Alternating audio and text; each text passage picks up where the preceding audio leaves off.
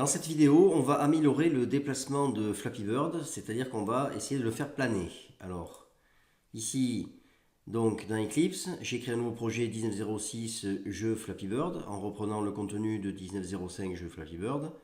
Alors, je rappelle où on en est. Si je lance l'application, on a notre oiseau qui descend et que je peux faire remonter à l'aide de la touche espace. Le problème, c'est que vous voyez que ce mouvement est très saccadé.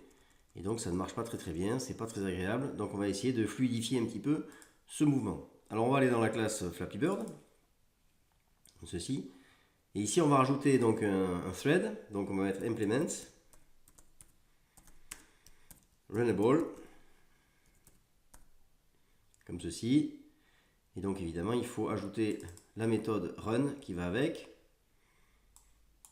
qui est ici. Donc on peut enlever ce commentaire qui ne sert à rien. Alors on va maintenant créer une constante qu'on va appeler pause qui va nous servir au temps d'arrêt entre deux tours de boucle dans la méthode run. Donc private final int pause. On va la fixer à 10 millisecondes, comme ceci. Donc ici maintenant on aura une boucle infinie, donc while true, dans laquelle on va mettre d'abord notre pause du thread. Donc on va mettre thread point sleep pause, et donc on va encapsuler avec un try catch puisque c'est une instruction qui peut quelquefois mal se dérouler à l'exécution.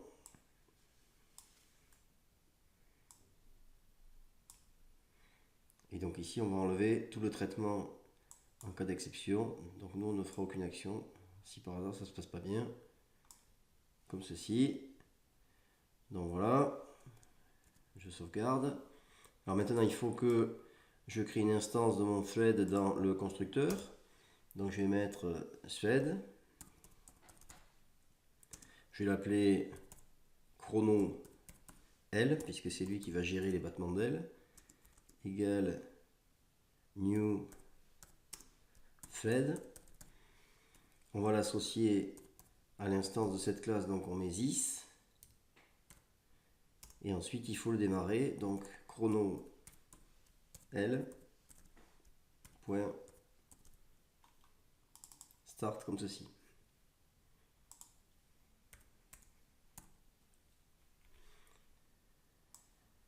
Alors maintenant il va falloir gérer justement le battement des ailes et la montée et la descente de l'oiseau. Alors en particulier la montée, puisque la descente est déjà gérée dans la scène, dans 20 components. Donc ce qu'on va faire, c'est qu'on va se créer une nouvelle méthode. Donc private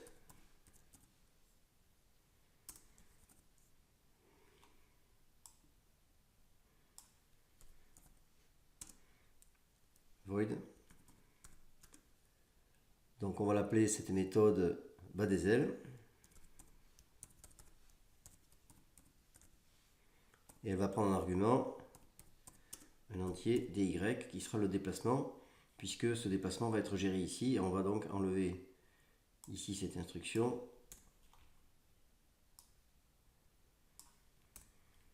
Voilà, donc là on aura juste, lorsqu'on appuie sur la touche espace, ça déclenche, ça appelle la méthode monte. Et cette méthode monte, elle fixe juste dy à 50. C'est tout ce qu'elle fait. Et donc on va récupérer ce dy qu'on va traiter dans bas des ailes. Alors on va le décrémenter, ce dy. Donc ici, on va mettre this.dy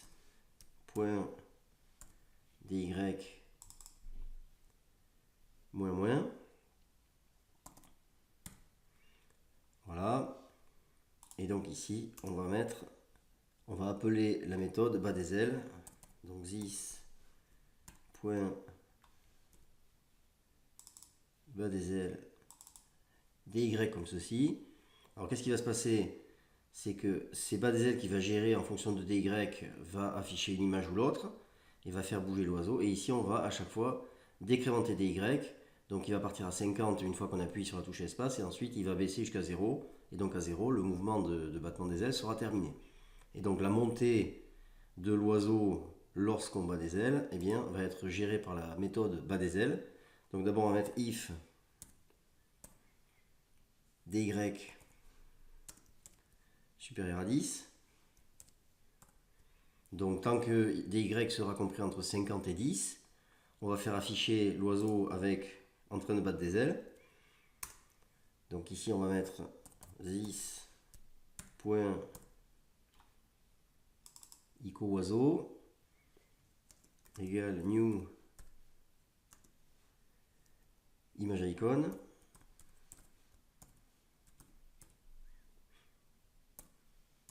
Get class point get resource, et donc ici on va mettre le chemin de l'image, donc image, et donc ce sera oiseau2.png.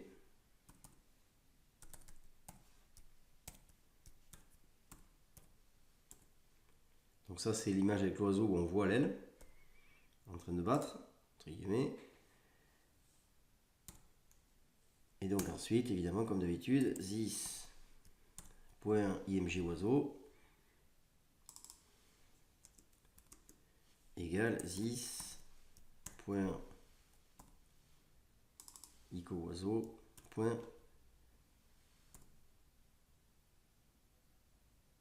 get image, comme ceci. Et donc ici, alors quel est le problème? Ici je me suis trompé, c'est img oiseau, voilà, comme ceci. Et donc ici, c'est donc le début de la montée de l'oiseau. Donc là, on va le faire monter de 3, c'est-à-dire on va monter, il monte rapidement. Donc on va mettre this.dy, égale this.y moins 3. Donc on vient de battre des ailes, on est dans la première partie de la montée, donc l'oiseau monte vite. Ensuite, else, if dy supérieur à 5. Donc là on a des y compris, hein. Si on rentre dans cette partie là du else, c'est que dy n'est pas supérieur à 10, donc il est compris entre 10 et 5, et 6 exactement. Donc dans ce cas là, qu'est-ce qu'on fait? On laisse l'aile toujours présente. Par contre cette fois-ci, on va mettre this.y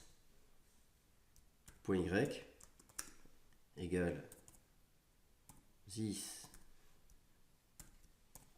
mais cette fois-ci moins 2, c'est-à-dire déjà il monte moins vite, donc il ralentit sa montée. Else if, donc cette fois-ci dy supérieur à 1,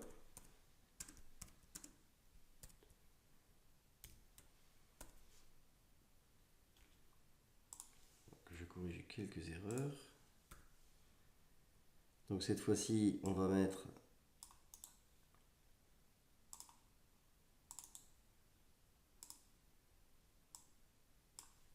moins 1. Donc ici, on ralentit encore le vol. Else if dy égale 1.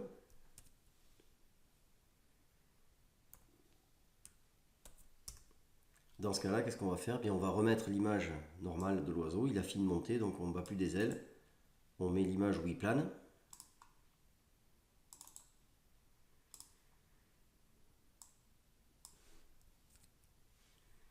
Comme ceci.